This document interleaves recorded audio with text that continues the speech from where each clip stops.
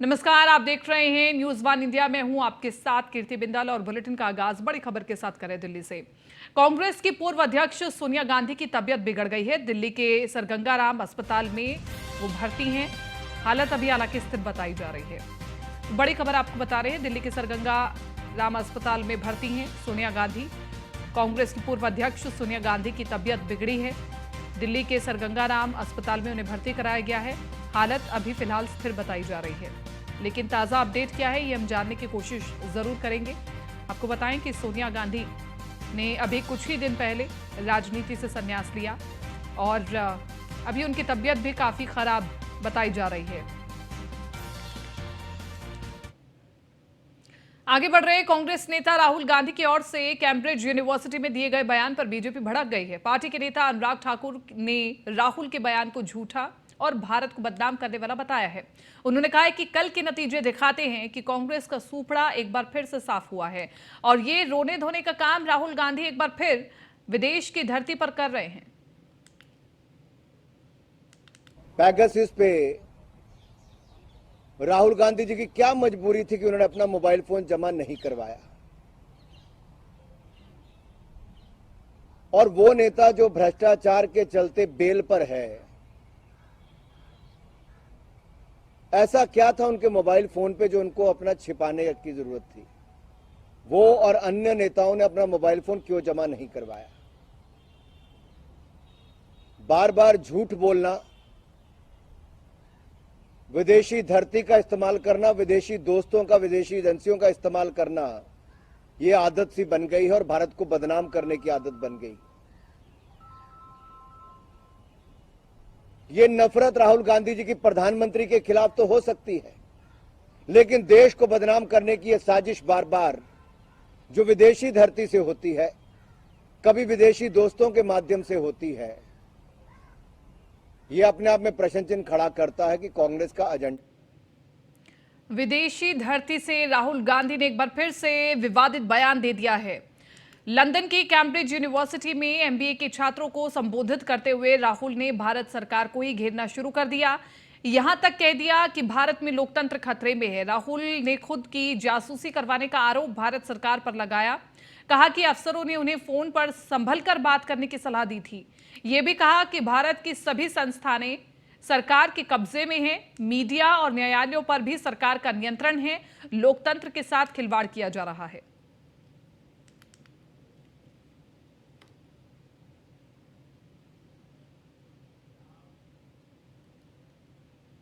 दिल्ली में राज्यसभा सांसद नरेश बंसल से संवाददाता पीयूष तिवारी ने बातचीत की है। नरेश बंसल ने कैम्ब्रिज में राहुल के संबोधन पर कहा, यह आरोप झूठा है। राहुल गांधी कोर्ट तक जा चुके हैं। सरकार ऐसे नेताओं की पैगासस या जासूसी क्यों करवाएगी और क्या कुछ कहा, आइए आपको सुनवाते हैं। राहुल गांधी ने फिर एक बार पेगासस मामले को उठाया है। कैम्ब्रिज विश्वविद्यालय में राहुल गांधी ने कहा कि मेरे फोन में पेगासस था और हमारे साथ बातचीत करने के लिए राज्यसभा सांसद नरेश बंसल जी हैं। सर, लगातार कांग्रेस पार्टी पेगासस के मुद्दे को कई बार सदन में भी उठा चुकी है। आपको क्या लगता है, राहुल गांधी ने एक बार फिर जो स्टेटमेंट दिया है कि मेरे फोन में पेगासस था, विपक्ष के नेताओं के फोन टैप कराए जा रहे थे, किस तरीके से देखते हैं उनके इस बयान को? विपक्ष के पास कोई मुद्दा नहीं है। जिस प्रकार से देश एक भारत श्रेष्ठ भारत, समृद्ध भारत, सुरक्षित भारत, सुदृढ़ भारत मोदी जी के नेतृत्व में बन रहा है, तो जनता में कांग्रेस की, राहुल गांधी जी की क्रेडिबिलिटी खत्म हो रही है। इसलिए वो इस प्रकार के सनसनीखेज मुद्दे बनाने का प्रयास करते हैं, उठाने का प्रयास करते हैं, लेकिन जनता उनकी बातों पर विश्वास नहीं करती और उनकी बातें विश्वास करने लायक होती भी नहीं। इसलिए उनका कोई मुद्दा चलता नहीं है। वो कह रहे हैं कि चूंकि फोन में पेगासस था इसलिए विपक्ष के नेताओं पर कहीं ना कहीं दबाव बन जाता है, एक तरीके से डर बन जाता है। कांग्रेस ने 60 साल के शासन में ये सब किया है। जिस प्रकार से कांग्रेस ने न्यायपालिका को पंगु बनाया, विपक्ष के नेताओं को इमरजेंसी लगाकर जेल में डाला, ना अपील ना दलील, और उनके शासनकाल में किस किस प्रकार से उनके मंत्रिमंडल के ही सहयोगियों पर क्या क्या दबाव रहते थे, मैं इसमें नहीं जाना चाहता। वो अपने गिरेबान को झांके और 60 साल की अपनी हिस्ट्री को देखें। और वर्तमान की सरकार पारदर्शी सरकार है, हर प्रकार से उसमें पारदर्शिता है। विपक्ष ढूंढना पड़ता है। जब विपक्ष उस तरह का है भी नहीं तो उसके टेप करने की आवश्यकता कहाँ है। सर, एक आखिरी सवाल रहेगा। पूर्वोत्तर राज्यों में जिस तरीके से भारतीय जनता पार्टी को बढ़त मिली है, आपको क्या लगता है कि आने वाले 2024 के लोकसभा चुनाव में भी इसका असर कहीं ना कहीं देखने को मिलेगा? देखिए, विपक्ष को भी ये समझना चाहिए जनता का मूड क्या है। जनता ने उन नैरेटिव्स को बदला है जो भ्रष्ट सरकारें थी, और उनको बदलने के लिए, उनको उखाड़ने के लिए जनता एकजुट होती थी। अब जनता विकास, सबका साथ, सबका विकास, सबका विश्वास, सबका प्रयास, इस नैरेटिव पर जनता बार बार सरकार को, उन्हीं सरकारों को दोहरा रही है जो उसके लिए काम कर रही है, उनके हित में काम कर रही है, जिनके उसमें देश का विकास हो रहा है, सब प्रकार से विकास हो रहा है, सबका सशक्तिकरण हो रहा है। तो उस पर विश्वास करते हुए अब एंटी इनकम्बेंसी कहीं दिखाई नहीं देती, क्योंकि परफॉर्मेंस और ट्रांसफॉर्मेशन हो रहा है। तो जनता उसको अपना आशीर्वाद दे रही है। यही पूर्वोत्तर के राज्यों के परिणाम बताते हैं। धन्यवाद सर। तो ये थे हमारे साथ राज्यसभा सांसद नरेश बंसल जी, जिनका साफ तौर पे कहना है कि एंटी इनकम्बेंसी अब नजर नहीं आ रही है और भारतीय जनता पार्टी पर देश की जनता विश्वास करती नजर आ रही है। एविडेंस अनीस के साथ पीयूष तिवारी, नई दिल्ली। और दिल्ली में बीजेपी के राष्ट्रीय महासचिव दुष्यंत कुमार गौतम से हमारे संवाददाता पीयूष तिवारी ने बातचीत की है। दुष्यंत गौतम ने कैम्ब्रिज में राहुल के संबोधन पर कहा, पेगासस राहुल गांधी के दिमाग में बैठ गया है। साथ ही उन्होंने ये भी कहा कि आतंकवादी उनको देख रहे थे, क्योंकि पहले प्रधानमंत्री आवास में बिरयानी खाया करते थे, आज जेल में हैं ये या मारे गए हैं। और क्या कुछ कहा है, आइए आपको सुनवाते हैं। पेगासस मामले में एक बार फिर राहुल गांधी ने कैम्ब्रिज में बोला है और कहा है कि मेरे फोन में पेगासस था, अधिकारियों ने मुझसे कहा कि आपके फोन टैप हो रहे हैं। और इसी मुद्दे पर बातचीत करने के लिए हमारे साथ भारतीय जनता पार्टी के राष्ट्रीय महासचिव दुष्यंत कुमार गौतम जी हैं। सर, एक बार फिर राहुल गांधी ने पेगासस का जिक्र किया कि फोन टैप कराए जा रहे हैं, कराए गए। आपको क्या लगता है कि वाकई में इन नेताओं के फोन टैप कराए गए हैं? देखिए, पेगासस राहुल गांधी के दिमाग में बस गया है जी। दो तीन चीज़ें आप नोट करोगे, देश से बाहर जाकर देश की बुराई करना, ऐसी तथ्यहीन बातें कहना जिसका कोई तथ्य नहीं है, जिसका प्रूफ ही नहीं वो दे पाएंगे, झूठ का पुलिंदा बनाना, ये उनकी बौखलाहट है। जो अभी भी 3 राज्यों में चुनाव हारे हैं ना, 3 राज्यों में मिला के 8 सीटें उनकी आई हैं। लगातार भारत जोड़ो में चले थे, कांग्रेस को तोड़ के रख दिया, गांधी जी का सपना पूरा कर दिया कि कांग्रेस खत्म कर दो। इसलिए कहीं ना कहीं वो सपना जो देखते हैं, दिन में सपना देखते हैं, रात में सपना देखते हैं, मैं देश का प्रधानमंत्री बनूंगा, वो सपने के कारण उनका दिमाग में एक बतूर सा आ गया है। और उसमें मोदी जी उनको भूत की तरह दिखाई देते, और इसलिए उनसे डर सा उनको लगता है, और डर में वो कुछ भी बौखलाहट में बोल जाते हैं। ये उसी का सब कारण है, क्योंकि आज देश की जनता मोदी जी को प्यार करती है, स्नेह करती है। आज मोदी जी के नेतृत्व में जिस प्रकार से देश विकास कर रहा है, देश विकास ही नहीं कर रहा, विश्व में भी अपना कीर्तिमान स्थापित कर रहा है।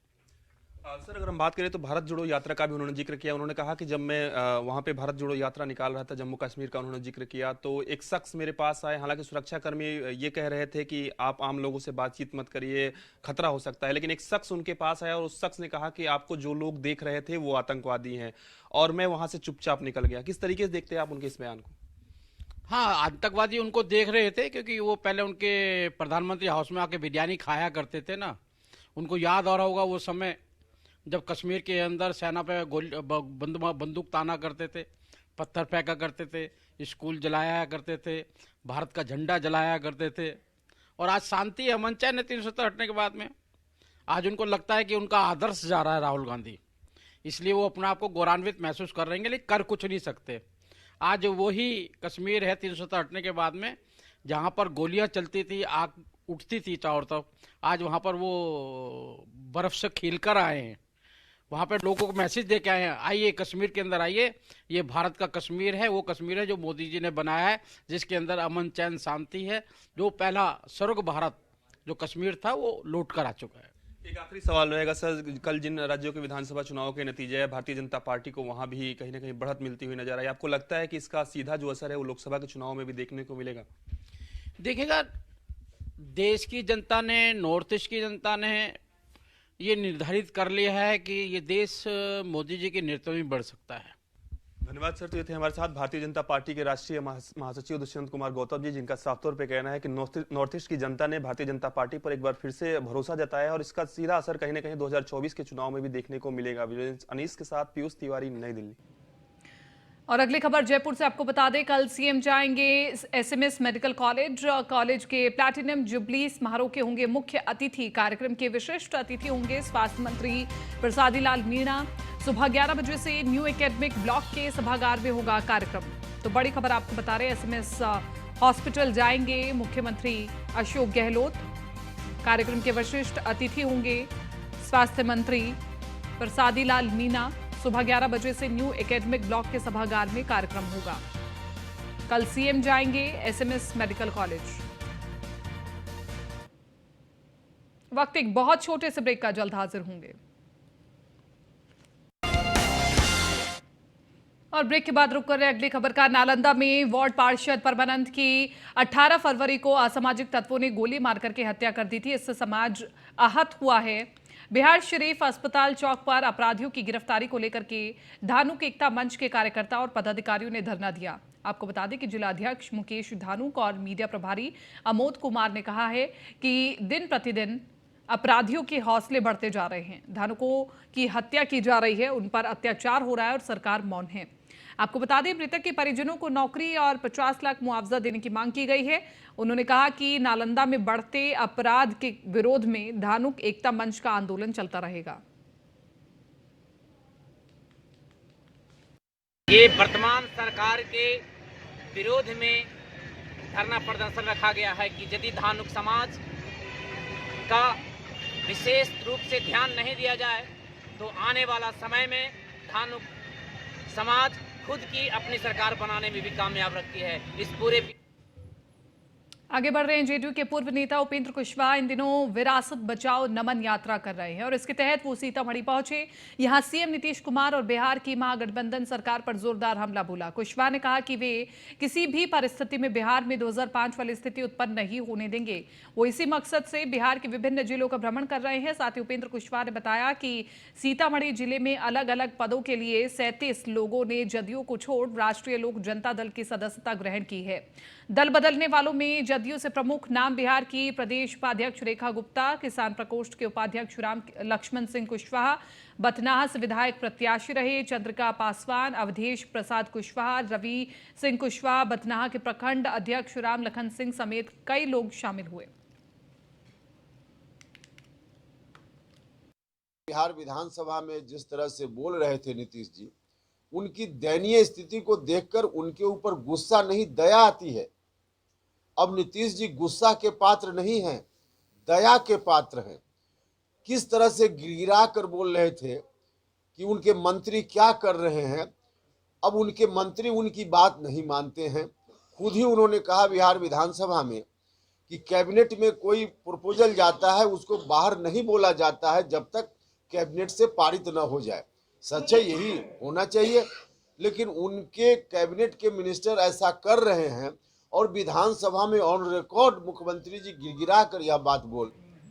मधुबनी में पूर्व केंद्रीय मंत्री उपेंद्र कुशवाहा ने नमन यात्रा के दौरान बसैठा में कहा कि इस यात्रा का मकसद बिहार को बचाना है। इस दौरान उन्होंने राजद का साथ देने के लिए मुख्यमंत्री नीतीश कुमार पर निशाना साधते हुए कहा कि इस यात्रा का मकसद बिहार को बचाना है। जिस विरासत के आधार पर बिहार आगे बढ़ा, इसे संभालने की जिम्मेदारी नीतीश कुमार पर आई। जननायक कर्पूरी ठाकुर बापू की विरासत और बिहार के कई महापुरुषों के उपदेश के आधार पर जो विरासत बनी, उसे सहेजने के लिए नीतीश कुमार ने कुछ नहीं किया। हम उस विरासत को बचाने के लिए निकले हैं, हम बिहार को बचाने के लिए निकले हैं। महापुरुषों की धरती को नमन करते हुए यात्रा कर रहे हैं। विशेष यात्रा पर निकले हैं। हमारे साथियों ने इस यात्रा को विरासत बचाओ नमन यात्रा के रूप में नाम दिया है। तो विरासत बचाओ नमन यात्रा पर हम निकले हैं। आज विरासत खतरा में है। जननायक कर्पूरी ठाकुर जी जो समाजवादी लोग हुए, सब लोगों की विरासत आज खतरे में है। तो वहीं राजस्थान के मुख्यमंत्री अशोक गहलोत ने ग्लोबल वार्मिंग और जलवायु परिवर्तन पर चिंता जताई है। जयपुर में आयोजित कार्यक्रम के दौरान मुख्यमंत्री अशोक गहलोत ने कहा कि आज ग्लोबल वार्मिंग और जलवायु परिवर्तन पूरे विश्व के लिए चिंता का विषय है। पर्यावरण संरक्षण को लेकर पूरा विश्व गंभीर है। इसमें अक्षय ऊर्जा स्रोतों का महत्व बढ़ा है। राज्य सरकार के निवेश के अनुकूल नीतियों से राजस्थान आज अक्षय ऊर्जा क्षेत्र में देश में प्रथम स्थान पर है। उन्होंने कहा कि निवेशक राज्य में सौर ऊर्जा के साथ पवन ऊर्जा, हाइब्रिड संयंत्र और ग्रीन हाइड्रोजन परियोजनाएं स्थापित करने के लिए आगे आ रहे हैं। राज्य सरकार अक्षय ऊर्जा संयंत्रों के लिए जरूरी उपकरणों का निर्माण राजस्थान में ही करवाने के लिए प्रतिबद्ध है, ताकि पर्यावरण संरक्षण के साथ साथ स्थानीय स्तर पर रोजगार भी सृजित हो।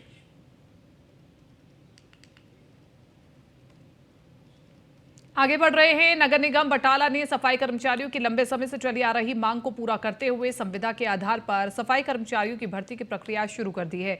इस अवसर पर विधानसभा क्षेत्र के विधायक अमनेश्वर सिंह शेरी कलसी ने नगर निगम पहुंचकर सफाई कर्मियों को नियुक्ति के बाद लगन और ईमानदारी से काम करने के लिए प्रेरित किया। और इस अवसर पर एसडीएम डॉक्टर बटाला शायरी भंडारी भी मौजूद रही। इस मौके पर विधायक शेरी कालसी ने पत्रकारों से बात करते हुए कहा कि पिछले 2 साल से ठेके पर कार्यरत सफाई कर्मी अपनी जायज मांगों को लेकर धरने पर बैठे हैं और मांग कर रहे हैं कि उन्हें ठेका प्रथा से हटाकर ठेके पर भर्ती किया जाए। विधायक शेरी कलसी ने कहा कि उस दौरान उन्होंने सफाई कर्मचारियों से वादा किया था, आपकी सरकार बनने पर उनकी मांग पूरी की जाएगी, जो आज पूरी हुई है। साथ ही इस मौके पर एसडीएम ने कहा कि पंजाब सरकार के निर्देशों के अनुसार बटाला शहर में सफाई कर्मचारियों को अनुबंध और योग्यता के आधार पर रखा जाएगा। पहले दौर का साक्षात्कार आज से शुरू हो गया है और दस्तावेजों की जांच की जाएगी। ਜਿਹੜਾ ਪ੍ਰੋਸੀਜਰ ਹੈ it is completely based on merit.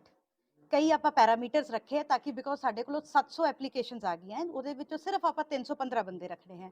ਇਸ ਕਰਕੇ ਆਪਾਂ ਮੈਰਿਟ ਦੇ ਕੁਝ ਕ੍ਰਾਈਟੇਰੀਆਜ਼ ਡਰਾ ਕੀਤੇ ਹੈ, ਜਿਵੇਂ ਕਿ ਪੜ੍ਹਨਾ ਲਿਖਣਾ ਜਾਣਦਾ ਹੋਵੇ ਉਹਦੇ 5 ਨੰਬਰ ਹੈ, ਜੇ 5ਵੀਂ ਤੋਂ ਵੱਧ ਪੜਿਆ ਹੈਗਾ ਉਹਦੇ ਨੰਬਰ ਰੱਖੇ ਹੈ, ਜੇ ਬਟਾਲਾ ਦਾ ਕੋਈ ਡੋਮਿਸਾਈਲ ਹੈ ਉਹਦੇ 5 ਨੰਬਰ ਰੱਖੇ ਹੈ, ਜੇ ਆਲਰੇਡੀ ਕਾਰਪੋਰੇਸ਼ਨ 'ਚ ਬੰਦਾ ਕੰਮ ਕਰ ਰਿਹਾ ਹੈ ਉਹਦੇ ਆਪਾਂ 10 ਨੰਬਰ ਰੱਖੇ। ਸੋ ਵੇਰੀਅਸ ਪੈਰਾਮੀਟਰਸ ਆਪਾਂ ਲਿੱਤੇ ਹੈ।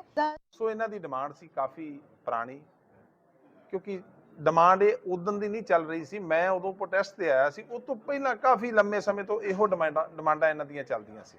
ਪਰ ਮੈਂ ਇਹਨਾਂ ਨਾਲ ਵਾਅਦਾ ਕਰਕੇ ਗਿਆ ਸੀ ਵੀ ਜੇ ਸਾਨੂੰ ਮੌਕਾ ਦਿੰਦੇ ਹੋ ਅਸੀਂ ਜਿੱਦਣ ਆਪਾਂ ਸਰਕਾਰ ਚਾਹੁੰਦੇ ਆ ਤੇ ਤੁਹਾਡਾ ਇਹ ਵਾਅਦਾ ਜਿਹੜਾ ਆਪਾਂ ਕਰਕੇ ਜਾਂਦੇ ਪੂਰਾ ਕਰਾਂਗੇ। टिंगाव विधानसभा क्षेत्र में स्थित सुधा रस्तोगी डेंटल कॉलेज में वार्षिक उत्सव का आयोजन किया गया, जिसमें टिंगाव के विधायक राजेश नगर मुख्य अतिथि के तौर पर मौजूद रहे। विधायक ने कॉलेज के प्रबंधक के साथ दीप प्रज्वलित कर कार्यक्रम का शुभारंभ किया। कार्यक्रम के अवसर पर कॉलेज के विभिन्न स्ट्रीम्स के विद्यार्थियों ने सांस्कृतिक कार्यक्रम प्रस्तुत किए। विधायक राजेश नागर ने युवाओं को संबोधित करते हुए कहा कि युवा हमारे देश की रीढ़ है। आज हमारे युवा केवल नौकरियों तक सीमित नहीं बल्कि वो खुद रोजगार भी पैदा कर रहे हैं।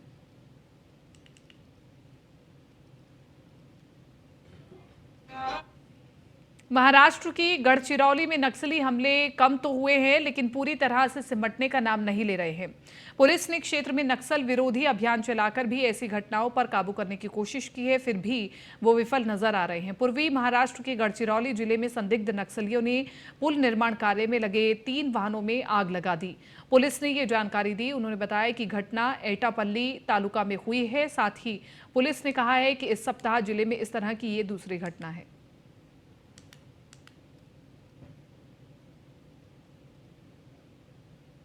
चलिए आगे बढ़ रहे हैं। सुपौल शहर के डिग्री कॉलेज के समीप टीईटी और एसटीईटी उत्तीर्ण नियोजित शिक्षक संघ ने सुपौल के जिलाध्यक्ष मनोज कुमार यादव की अध्यक्षता में अनिश्चितकालीन आमरण अनशन की शुरुआत की।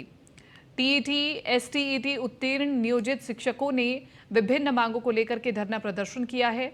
उत्तीर्ण नियोजित शिक्षक संघ गोप गुट के बैनर तले हजारों शिक्षकों ने राज्य सरकार के खिलाफ नारेबाजी करते हुए जमकर विरोध जताया। और इस दौरान मनोज कुमार यादव ने बताया कि जब तक उन लोगों की मांगें पूरी नहीं होंगी तब तक अनशन जारी रहेगा। प्राथमिक शिक्षा निदेशक बिहार पटना, हम एनवाइस डीएलएड प्रशिक्षित शिक्षकों के साथ नाइंसाफी कर रहे हैं। वो उनका कहना है कि एनवाइस डीएलएड प्रशिक्षित शिक्षकों का प्रमाण पत्र जो है 22/5/2019 को प्राप्त हुआ है। तब तक प्राथमिक शिक्षा निदेशक बिहार पटना अपने आदेश को वापस नहीं लेता है, तब तक हम लोग जान दे देंगे, लेकिन आमरण अनशन पर से उठ के घर नहीं जाएंगे। फिलहाल इस बुलेटिन में मेरे साथ इतना ही। दीजिए इजाजत, नमस्कार।